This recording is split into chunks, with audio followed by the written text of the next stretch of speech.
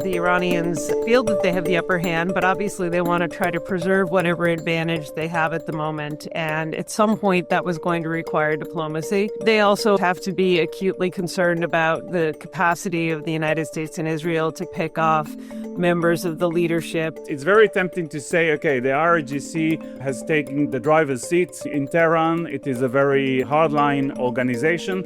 Prime Minister Netanyahu has already reached the conclusion that we should expect no change in Iran, that there is no new leadership. And so I think that the conclusion Israel has reached that the only real solution is supporting any kind of opportunities to get rid of the Islamic Republic of Iran. After nearly 6 weeks of war, the U.S. and Iran agreed to a fragile 2-week ceasefire. But as the pause begins, diplomacy is faltering. Vice President JD Vance left Pakistan after 21 hours of high-level talks with the Iranians without a peace agreement, saying Tehran refused to forswear future pursuit of a nuclear weapon. President Donald Trump then threatened to blockade the Strait of Hormuz, leaving what happens next uncertain. I'm David Makovsky of the Washington Institute for Near East Policy. I'm happy to go on this journey with you. Iran's regime is still on its feet after heavy bombardment from the U.S. and Israel, two of the world's most powerful air forces.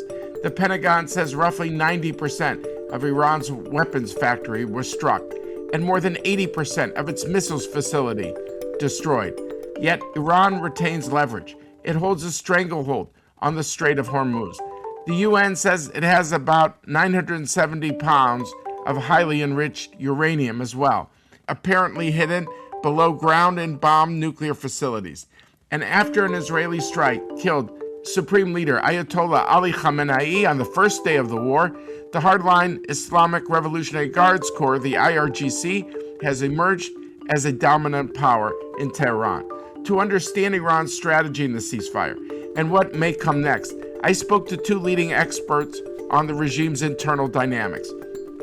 Dr. Suzanne Maloney is the Vice President and Director of the Foreign Policy Program at the Brookings Institution here in Washington, and a former member of the State Department's policy planning staff. Dr. Zimmt is the Director of the Iran and the Shiite Axis Research Program at the Institute for National Security Studies, INSS, an independent think tank in Tel Aviv. Suzanne, I'll start with you. Why did Iran agree to the ceasefire, and what does it tell you about their command and control? Who's making decisions inside Iran? Well, I think the rationale for agreeing to the ceasefire was that the Iranians feel that they have the upper hand, but obviously they want to try to preserve whatever advantage they have at the moment. And at some point, that was going to require diplomacy. They also, of course, have to be acutely concerned about the capacity of the United States and Israel to continue to pick off members of the leadership, and that will continue to erode the capacity of the Islamic Republic to maintain the fight. And so this appears to be an opportune moment from the perspective of the regime to try to formalize its control of the Strait of Hormuz in some way, while also ending the barrage of bombardment that they have experienced over 6 weeks now. Roz, let me ask you. We think that there's a more hardened IRGC-dominated element here. Can you just explain to us how you see decisions being made? In other words, we do hear reports that Mujtaba Khamenei is alive, is sending messages, although not meeting with people, hearing about Kalibov, the Speaker of the Parliament, as a key figure, elements of the IRGC. How are they deciding things? I mean, they're certainly working within some kind of survival mode, meaning that almost every one of them, Mujtaba, perhaps even Ghalibaf, certainly the commander of the Revolutionary Guards, Ahmed Vahidi, are very much concerned with the possibility that Israel or the United States might try to kill them. What I found very interesting was this report saying that only 2 days before the ultimatum expired, Mujtaba actually was still in the opinion that Iran should not accept any kind of temporary ceasefire.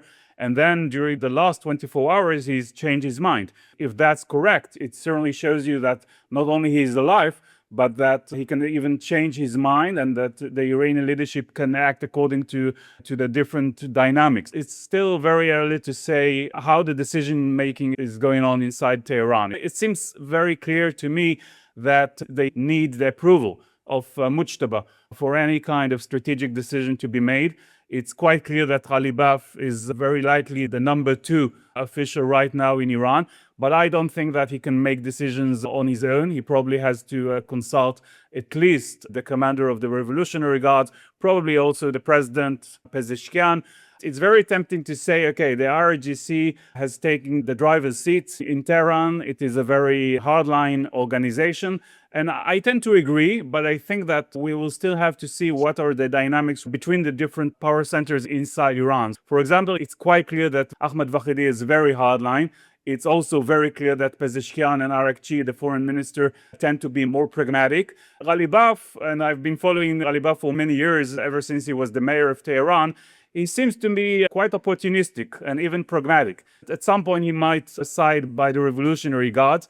He came from the Revolutionary Guards, as we all know, but I can't rule out the possibility that at some point he might try to create some kind of coalition, even with the president. And so we still have to see how it's going to evolve. Do you think, Raz, that Ali Vahidi, the head of the IRGC, someone who been involved in terror attacks for so many years in the Revolutionary Guards, do you think that he's very much in lockstep with Mujtaba? I think that we still have to wait and see whether the IRGC, which was certainly behind the decision by the Assembly of Experts to nominate Mujtaba as the new leader, whether the IRGC really wants to control Mujtaba as much as possible and to make Mujtaba some kind of symbolic leader to be controlled by the Revolutionary Guards, or that at some point, perhaps not during the war, Mujtaba is going to try and empower himself, and by creating different coalitions. It's very clear that IRGC has become more dominant, and Ahmed Vahidi is also dominant, but IRGC should not be considered as a monolith. Suzanne, do you basically agree that these are the key players? There might be people we don't know, but at the core, these 4, Mujtaba Khamenei as the supreme leader, Ghalibaf as the parliamentary speaker, Aman Vahidi as the head of the IRGC, and the president, Pezeshkian, that those are the 4, and then Arakchi is maybe a top advisor. I don't know, given his expertise, are those maybe the 5 people to focus on the most? I think those are 5 important players in Iran. I'm not sure that they are co-equal in terms of their leverage and in terms of their influence, and I think that there are a wider array of figures from the Revolutionary Guard and the security forces that continue to be ascendant in the current moment. I also tend to be a little bit dubious about how seriously Pezeshkian may be taken in decisions about the conflict itself, about the war. He's clearly being relied upon to keep the machinery of governance in Iran working as much as possible under the current circumstances. But remember, before he was elected to the presidency, he'd had a long career in politics, but he'd never literally been in the room where any of the decisions about war and peace were being made within the system. And he is a useful figurehead, I think, to some extent at the moment, in part because he doesn't really have an independent power base of any kind. And he can present a quote-unquote kinder, gentler face both to the domestic constituency as well as to the international community. I'm not really sure he has much ability to influence the decision-making. I'd also just, in terms of how decision-making is taking place, Iran has always had a fairly fluid and consensual process of decision-making. I think that we have this sense of how a policy process might normally work here in Washington. Having had some opportunities in the past to engage with people about key decisions at different points in time from the regime, the sense is always that this wasn't a situation in which you had a principals committee and a deputies committee and there were policy papers that went up the system. It was much more of a conversational dynamic, and one in which, even as we know from the kind of defense concept that Iran has been following, there's a certain degree of decentralization, in part because there is so much consensus. There are not vast differences in the way that they see the world. Suzanne, the issue of the grip on the Straits of Hormuz, the stockpile of the 60% enriched uranium, is there a sense that these players might have different views based, they say in Washington, you stand where you sit, given their institutional connections, how they're going to see two of the core questions in the ceasefire? I don't imagine that there's a lot of debate at this point in time. It's clear that there is a consensus around trying to maintain some control of the strait and trying to use that to monetize Iran's control. I can't imagine that's a subject of fierce debate at this point in time because it's really been what has enabled the Iranians to essentially prevail against the United States and Israel. And they're trying to dictate the terms of the outcome here. There's going to be a fairly hardline stance. They're going to try to get as much as they can. That's always been the Iranian negotiating position. And IRGC is the one who is most experienced in terms of negotiations with Western interlocutors. And so I think it'll be interesting to see how the dynamics play out with both IRGC and Ghalibaf across the table or in another room from the vice president and the rest of the U.S. team. And so, Raz, do you agree with Suzanne? And how nervous will these core players be that Trump might resume the fighting if indeed there's not enough give on the Iranian system? Look, I think it's quite obvious that neither the Iranians nor the Americans want to go back to war. I think that, and I certainly agree with Suzanne, that it doesn't seem to me that there are major divisions inside Iran concerning the two main issues. One is Hormuz and how to continue to use Hormuz not just as a leverage during the war, but as the Iranian vice president said, the U.S. wanted to accomplish a regime change. It will have a regime change in Hormuz. So that's what they want to achieve. There might be some creative initiatives, for example, that the economic benefits taken from the traffic of Hormuz might be used not just by Iran, but by its neighbors as well. The second issue is, of course, the nuclear issue. Here, I will be very surprised if Iran will agree to much more than it already agreed during the negotiations prior to the war. I think it's very unlikely that Iran is going to give up its right to enrich uranium inside Iran. It might be willing, perhaps, to give more concessions when it comes to the fissile material, mostly the 440 kilograms of enriched uranium to 60%. But other than that, I think that the flexibility is quite expected. Suzanne, so from where you're sitting with the IRGC seeming to be more influential now, how do you think this is going to shift strategy, decision-making in Iran going forward? Well, we'll have to see what things look like if the war is truly behind us. It's likely to remain quite conflictual, and we're going to see probably tit-for-tat violations of any ceasefire as they go forward. But I think that what we're seeing is just a shift away from the traditional balance of power that had existed, and the Revolutionary Guards have become more critical to decision-making across the board over the course of Ali Khamenei's time as supreme leader. Now it does appear that they are the dominant party, so to speak, or dominant constituency within the regime. But it's also not clear that the residual power structure of the clerics has significant differences with the Revolutionary Guard. Certainly some would, the moderates or pragmatists, whether it's Khatami or Rouhani. Pezeshkian himself may have a different position. But it's never been obvious that really since at least the early 2000s that more moderate position held sway. Even Rafsanjani was not able to pursue his own agenda unimpeded by the kind of binary dynamic between the hardline element of the clergy and the Revolutionary Guard and the wider security bureaucracy. So I think we're seeing a hardening of a dynamic that was already ascendant. What we know about this regime is that there has always been a degree of debate within it. There's always been some competition between the different factions, and that will shift now that the Revolutionary Guard have moved into the ascendancy, and that may over time have additional implications. It may provoke a new splintering within the system. We know that happened in the aftermath of the end of the Iran-Iraq war. This is just a space that we're going to have to watch for the foreseeable future. But you do leave out the possibility that given their focus on economics, that they are capable opportunistically of surprising us at certain points? Or you think these are only tactical moves that won't amount to much? I don't think we're going to see a Delcy situation. I don't think we're going to see leaders. And no in- Gorbachev, no No, Gorbachev no, here. no, Gorbachev. This is something that the Revolutionary Guards are determined to avoid. They saw that movie play out in the post-Soviet space, and they have maintained the kind of ideological commitment precisely to ensure that it does not happen in Iran. So Mujtaba himself, the conventional wisdom, more hardline, closer with the Guard, not having the experience of his father. What are the things you're looking for?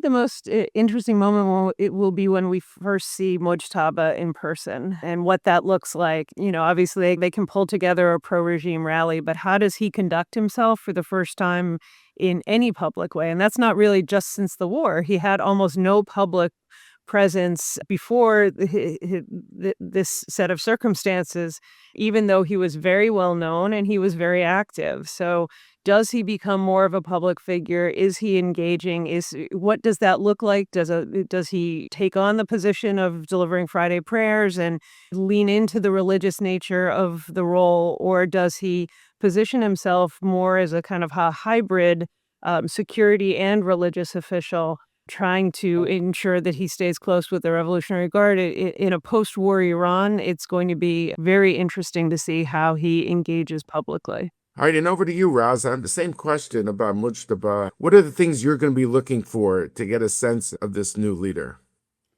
Look, I think that both Mujtaba and the Iranian leadership in general will have to recalculate its strategy after the war is over. I certainly don't expect them to give up the three main elements of Iranian strategy when it comes to its missiles capabilities, its nuclear program, or its regional ambitions. But I think we'll still have to wait and see what priorities they're going to adopt. It's quite obvious that they will try to reconstitute their ballistic missiles capabilities, especially after this war. They've seen again the impact of this military capability to inflict much damage both in Israel and especially on its neighbors. Regional ambitions are still there. The IRGC and Mujtaba are very much committed to that, but they will have to see what's going to happen both in Lebanon, especially now following the resumption of negotiations between Israel and the Lebanese government, and the impact of this war against Hezbollah, but also in Iraq. Iraq, let me remind everyone, Iraq is still waiting for a new prime minister. So that might have an impact on Iran's ability to use its militias there. And I think perhaps that the most interesting would be to see whether there is going to be any kind of change to Iran's nuclear doctrine. Because on the one hand, it's very clear that the motivation to break out is much bigger than it used to be, and both Mujtaba and the IRGC are free from this fatwa given by banning the use of nuclear weapon. On the other hand, if during the negotiations Iran will have to give up most of its nuclear capabilities, this also will have to be taken into consideration by the leadership. So the bottom line is that I think that at least in the foreseeable future, Mujtaba will try to show some kind of continuity after his father. But at some point, again, I don't think that we should expect Mujtaba to become the Anwar Sadat following Abdel Nasser in Egypt, but we might find someone who over the time might adopt a different approach compared to his father. Is there any advice you would give to Prime Minister Netanyahu based on these new dynamics? Look, I think that Prime Minister Netanyahu has already reached the conclusion that we should expect no change in Iran, that there is no new leadership in Iran. He certainly doesn't agree, even if he won't say that, with what President Trump has said, that we have a new leadership in Tehran. There is no new leadership in Iran. And so I think that the conclusion Israel has reached after the 12-day war, that the main challenges and threats posed by Iran, its nuclear, ballistic missiles capabilities, and its involvement in terrorism and regional activity, the only real solution is the regime change. And while it's very clear that, to me at least, that the Islamic Republic is certainly not on the verge of a regime change, but I don't think that Prime Minister Netanyahu will give up the idea that at the end of the day, the only way to approach the Iranian issue is supporting any kind of opportunities to get rid of the Islamic Republic of Iran. So let me ask you, Suzanne, when I heard President Trump say the other day, well, it's all nuclear dust. He was referring to the stockpile. And we have eyes on the sky. The intel will tell us that Israel's clearly hoping to get that stockpile out of the country. But for Trump, it didn't seem like it was such a high objective. I'm just curious how you see the contrast. Look, I think the alignment has been reasonably solid over the course of this conflict, which is interesting in and of itself because the president is prone to abandoning and spurning allies, even where their interests are shared. I might have expected that there would be additional points of divergence between Israel and the United States over the course of a conflict that didn't play out quite the way the president apparently anticipated that it would. I do think that the theory of victory, as Raz suggested, are very different for the two parties. I think what the Israelis want and hope to achieve is a complete elimination of the threat that Iran poses by eliminating the regime itself. And whatever comes next is of less consequence than the actual end to the Islamic Republic and its ability to threaten Israel and the rest of the world through its nuclear program, through its proxies, as well as through its ballistic missiles and other conventional weaponry. So that is certainly, I think, an objective the Israelis are hoping to accomplish and that they do believe is within sight, and they're prepared to use whatever force might be necessary. What President Trump wants and needs is a victory that he can brandish at home that can help him regain whatever political momentum he might have lost as a result of a war that has not gone quite the way he anticipated and that has already had significant implications for the U.S. economy in the run-up to midterm elections in November. So what that looks like for the president does seem to change day to day. He was suggesting that he would be happy to walk away from the strait, that the United States had sufficient oil production, that we didn't need to use the Strait of Hormuz, which is a very interesting way to think about the global economy and the global energy markets. I think he's obviously come to the realization that ultimately walking away while the strait remains closed is not a solution that he's going to be able to speak to as a great success. But his position has shifted time and again on this issue, and it's possible that he may be persuaded of some increase in the transit of the strait that doesn't include the United States and Israel might still be acceptable to the president. Raz, over to you. I want to understand the IRGC for our listeners. And I know both of you spent a life trying to get your hands around this. What is the IRGC for our listeners who aren't familiar with all the nuances? The IRGC was originally established immediately after the revolution and was intended to serve as a kind of people's army to protect the new regime and the Islamic Republic, both from internal challenges, such as the supporters of the late Shah, or local uprisings in the peripheral areas inside Iran, but also against potential external threats, like the possibility that the United States, just like in 1953, might try to intervene in Iran's affairs. But then, a year and a half after the revolution, September 1980, during the Iran-Iraq war, the IRGC has actually become a major military security organization, in addition to the Artesh, the regular army, with its 5 branches: its Air Force, its Navy, its ground forces, in addition to 2 very significant and specific additional arms, the Basij, the paramilitary Basij, and the Quds Force, which is responsible for the operations outside Iran. Now, what has happened after the Iran-Iraq war, and especially after the death of Ayatollah Khomeini in 1989, was that the IRGC, for the first time, and of course it was a gradual process, has turned not just a security military organization, but also a very important political and economic organization. And that process was actually driven by 2 main factors.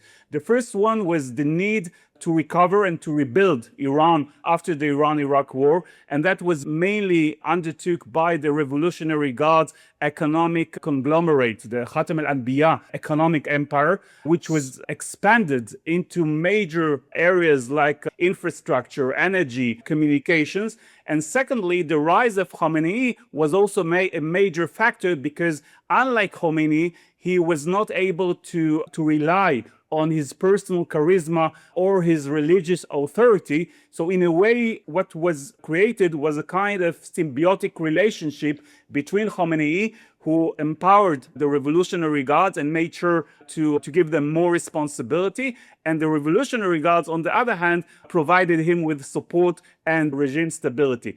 Now, after the war and after the killing of Khamenei, there is no doubt that the IRGC has effectively taken the driver's seat since Khamenei's death. Now, from the Israeli point of view, this is, of course, very concerning because the IRGC, despite the fact that it is not monolithic, it tends to be more extreme, more risk-tolerant organization, and can even make very risky decisions, such as to break out to nuclear weapon. At the same time, I believe that there are some opportunities in this political transformation from an Islamic Republic into some kind of military authoritarian regime led by the Revolutionary Guards. For example, one could claim that the Revolutionary Guards might be characterized by greater internal disputes, or that the Revolutionary Guards might be less obsessed, I would say, with a revolutionary ideology, and perhaps might be willing to agree to certain pragmatic concessions if it reaches the conclusion that might guarantee not just the survival of the regime, but also the IRGC organizational and economic benefits and interests. So, Suzanne, do you agree with Roz that they're less wedded to the revolutionary ideology in the same way their ideological commitments are not the same as the clerics? Well, I agree with everything that Raz just outlined, and in particular, the description that he used around the relationship between the politicized clergy, the clergy who are part of the Iranian leadership over the course of the past 47 years, and the Revolutionary Guard is a symbiotic one. I think there's always been a lot of outside commentary that suggests there must be some tension between these two political groupings. There really isn't. The clergy was critical to the Revolutionary Guard's rise and vice versa.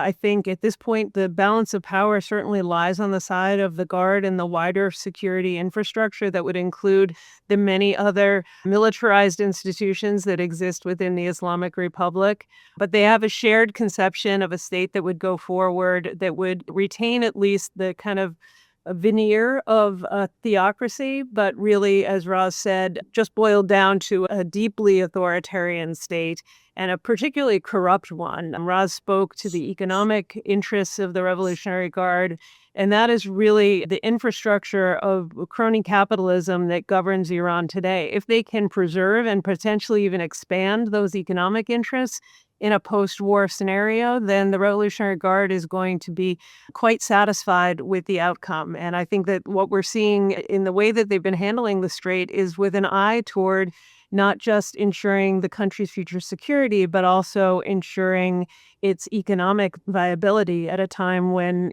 obviously it was the economy that drove people out on the streets in January. In the foreign affairs piece, I suggested that Mojtaba serves their purposes quite well. He's someone with whom the Revolutionary Guard had a very close cooperative relationship. He was very much his father's conduit over recent years to different aspects of the security bureaucracy. He has a shared interest, shared worldview. Even if, in fact, he may be grievously wounded or near death, as some of the rumors suggest, but he's still a useful symbol for them. And my guess is that they will preserve him or someone like him in a role as a kind of supreme leader. In terms of day-to-day activity and decision-making, it will be the Revolutionary Guard in charge.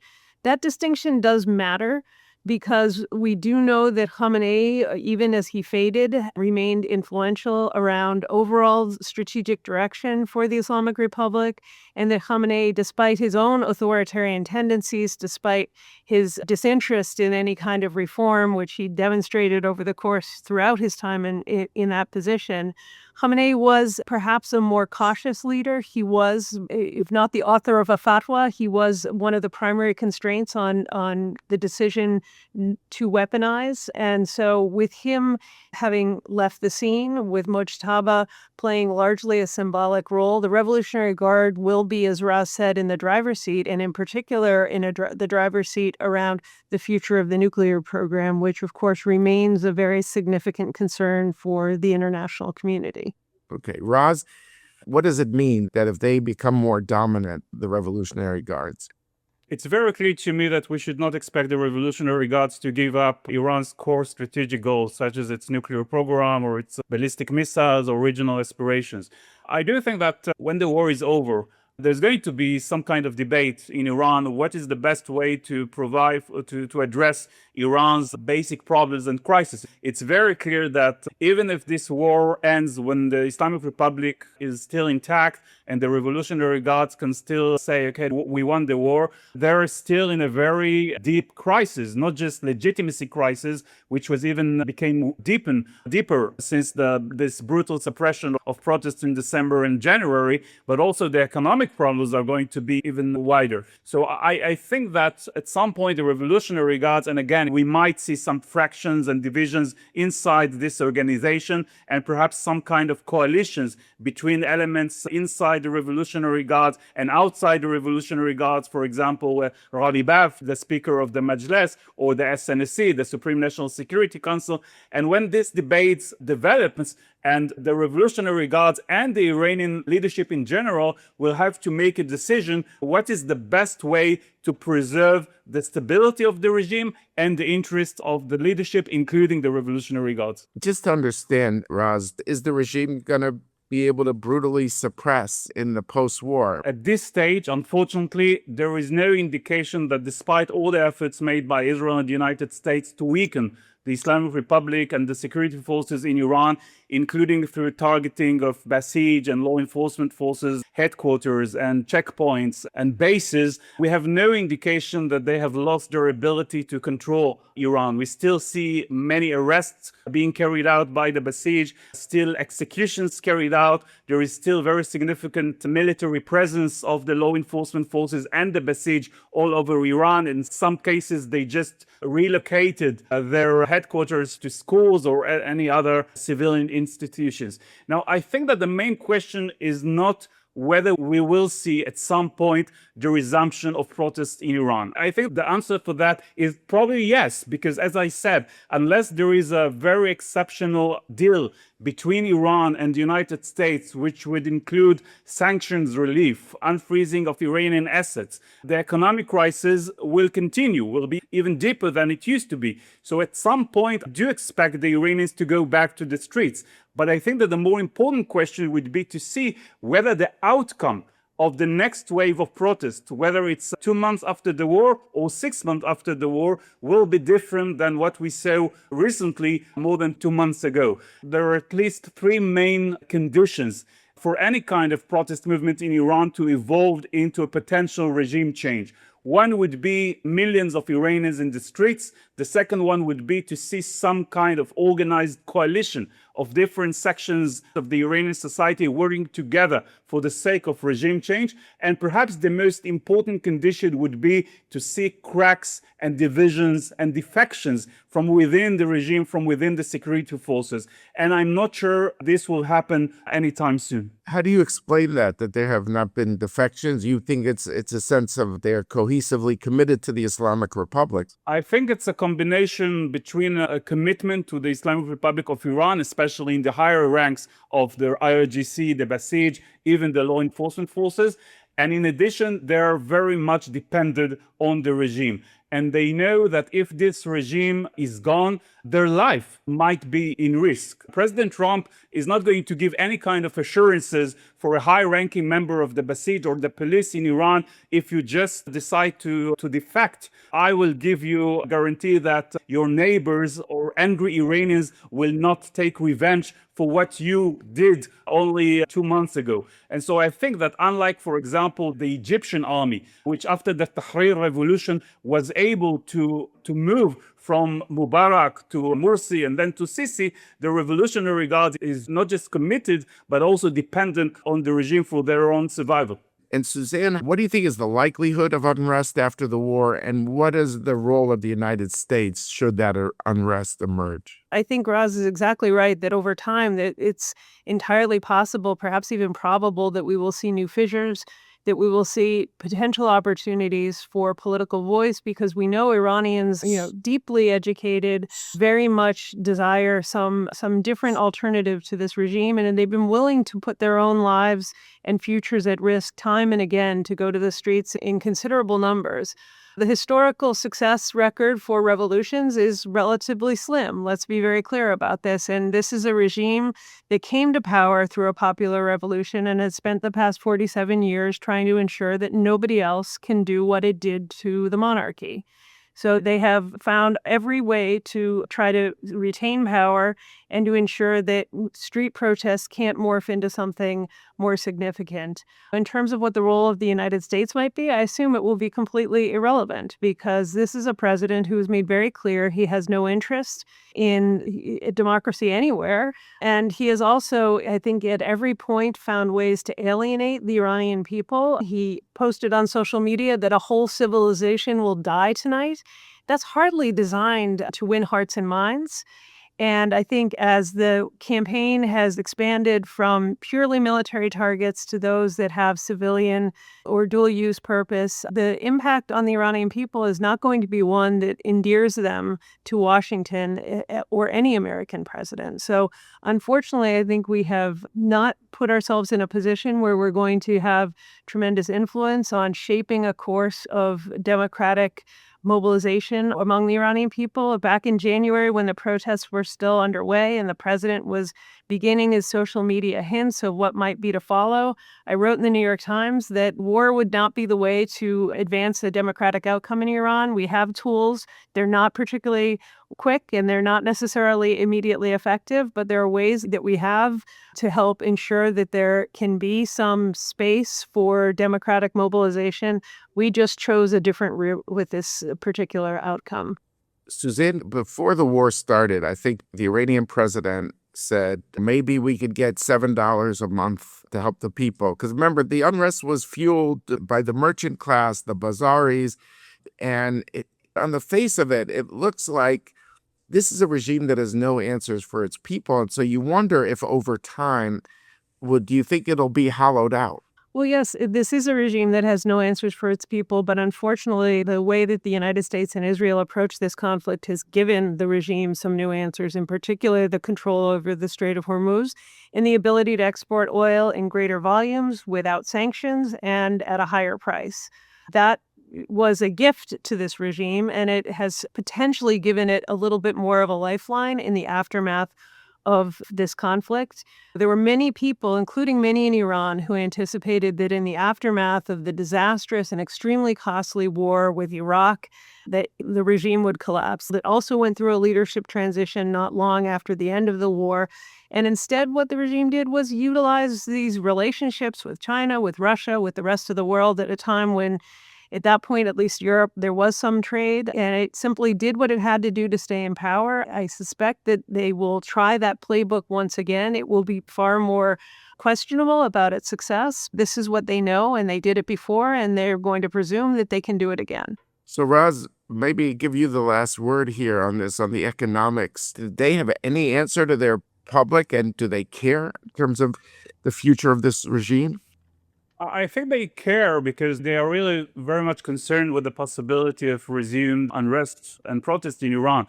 But I have to say, I find it very difficult to believe that they will make the very difficult decisions to change dramatically the strategic path of the Islamic Republic, especially after the killing of Khamenei and the willingness to show some kind of continuity. We all remember that after the 12-day war, there was a debate going on inside Iran between the more pragmatic elements like President Pezeshkian and former President Rouhani, who said we should not desert our allies and give up our ballistic missiles, but we should prioritize the domestic problems inside Iran over supporting in $1 billion to Hezbollah, for example. And at the end of the day, the decision which was made by Khamenei and the SNSC, the Supreme National Security, and the Revolutionary Guard, was to continue the resistance path. My sense is that this leadership, which is perhaps even more extreme, more radical, hardline than Ali Khamenei, they will probably not make a decision to change in a way which would allow the Islamic Republic to address the grievances of the Iranian people. And And if there is a renewed protest in Iran,